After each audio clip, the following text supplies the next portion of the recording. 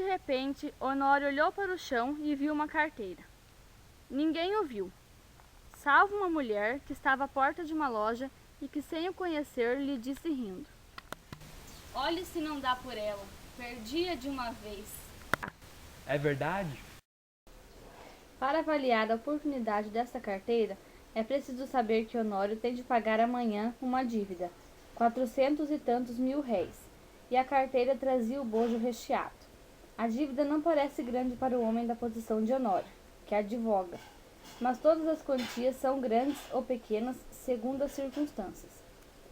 E as dele não podiam ser piores. Gastos de família excessivos, a princípio por servir a parentes e depois por agradar a mulher, que vivia aborrecida da solidão. Baile daqui, jantar dali, chapéus, leques, tanta coisa más, que não havia remédio senão ir descontando o futuro. Endividou-se, começou pelas contas de lojas e armazéns, passou aos empréstimos, 200 a um, 300 a outro, 500 a outro, e tudo a crescer, e os bailes a darem-se, e os jantares a comerem-se, um turbilhão perpétuo, uma voragem. 2 horas nós tem? Agora vou. A verdade é que ia mal.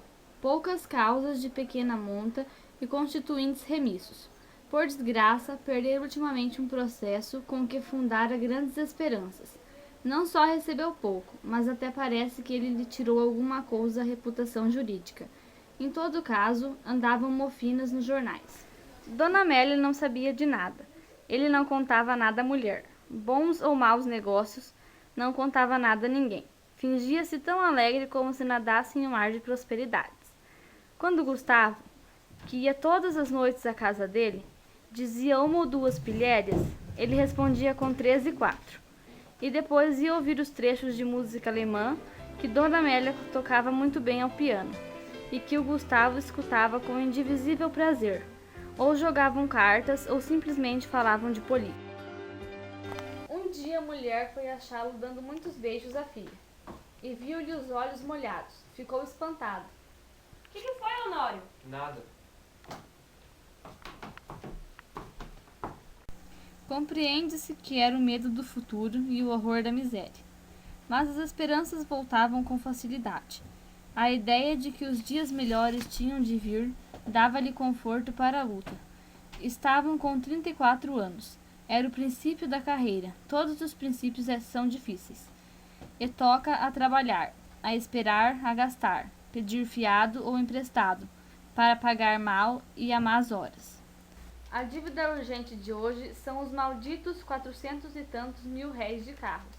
Nunca demorou tanto a conta, nem ela cresceu tanto como agora. E a rigor, o credor não lhe apunha a faca aos peitos, mas disse-lhe hoje uma palavra azeda, com um gesto mau, e Honório quer pagar-lhe hoje mesmo. Eram 5 horas da tarde. Tinha-se lembrado de ir a um agiota, mas voltou sem ousar pedir nada. Ao enfiar pela rua da Assembleia, é que viu a carteira no chão. Apanhou-a, meteu no bolso e foi andando. Durante os primeiros minutos, Honório não pensou nada. Foi andando, até o Largo da Carioca. No largo, parou alguns instantes. Enfiou depois pela Rua da Carioca.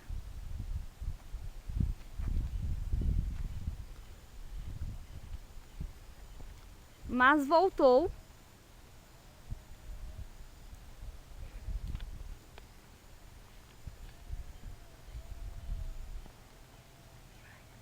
e entrou na Rua Uruguaiana.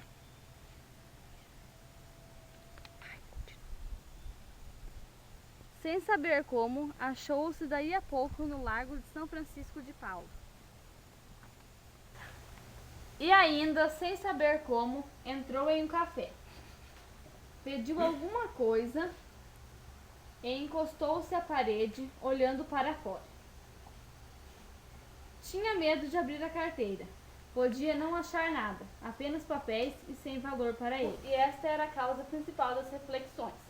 A consciência perguntava-lhe se podia utilizar-se do dinheiro que achasse. Não lhe perguntava com o ar de quem não sabe, mas antes com uma expressão irônica e de censura. Podia lançar mão do dinheiro.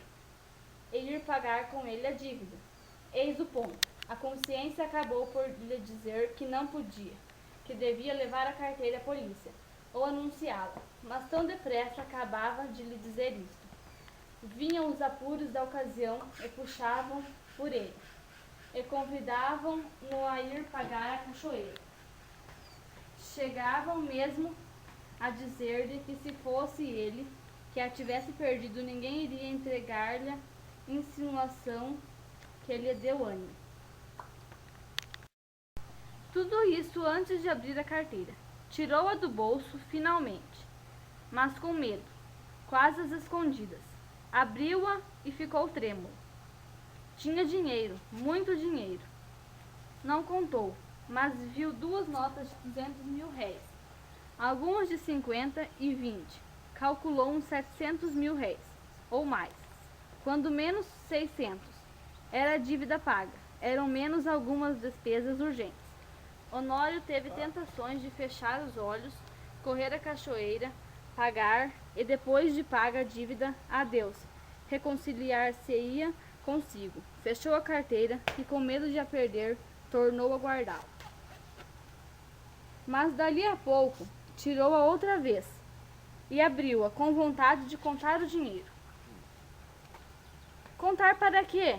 Era dele? Afinal, venceu-se e contou. Eram 730 mil réis. Honório teve um calafrio. Ninguém viu. Ninguém soube. Podia ser um lance da fortuna. A sua boa sorte. Um anjo. Honório teve pena de não crer nos anjos. Mas por que não havia de crer neles? E voltava ao dinheiro. Olhava, passava-o pelas mãos. Depois resolvia o contrário. Não usar do achado. Restituí-lo. Restituí-lo a quem? Tratou de ver se havia na carteira algum sinal. Se houver um nome, uma indicação qualquer, não posso utilizar-se do dinheiro, pensou ele. Esquadrinhou os bolsos da carteira. Achou cartas, que não abriu, bilhetinhos dobrados, que não leu, e por fim um cartão de visita. Leu o nome. Era do Gustavo. Mas então a carteira? Examinou-a por fora e pareceu-lhe efetivamente do amigo. Voltou ao interior, achou mais 2 cartões, mais 3, mais 5. Não havia dúvida, era dele. A descoberta entristeceu-o. Não podia ficar com o dinheiro sem praticar um ato ilícito.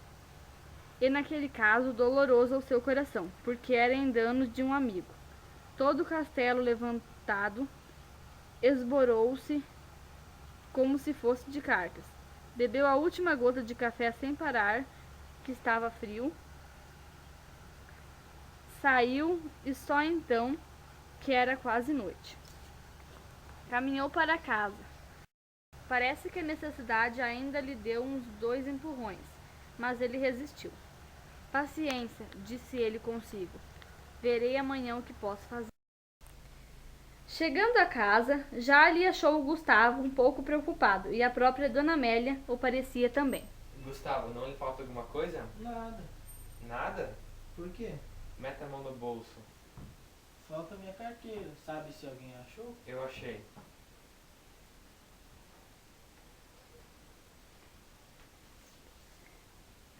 Gustavo pegou dela precipitadamente e olhou desconfiado para o amigo. Esse olhar foi para o Honório como um golpe de estilete. Depois de tanta luta com a necessidade, era um triste prêmio. Sorriu amargamente e, como o outro lhe perguntasse onde a achara, deu-lhe as explicações precisas. Mas conheceste-a? Não, só achei seus cartões de visita. Honório foi mudar de roupa para o jantar.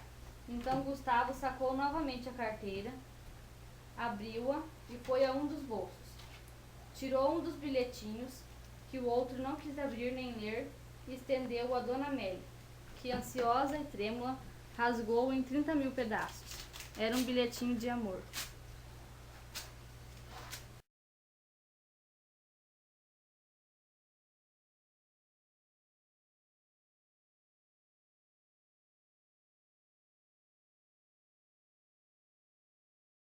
Gustavo sacou novamente a carteira, abriu-a, foi a um dos bolsos, tirou um dos bilhetinhos, Cadê o bilhete? Coisa? Nada. Nada? Por quê? Mete a mão no bolso. Falta minha carteira. Sabe se alguém achou? Eu achei. Gente, para que não ficou bom. Eu fiquei fazendo os vídeos, porque como é que eu vou filmar os dois? Um dia a mulher foi achá-lo dando muitos beijos à filha e viu-lhe os olhos molhados. Ficou espantada. O que foi? Fala nada! Não, Nery, você tá indo muito rápido, Nery, calma! Armações aí, ó.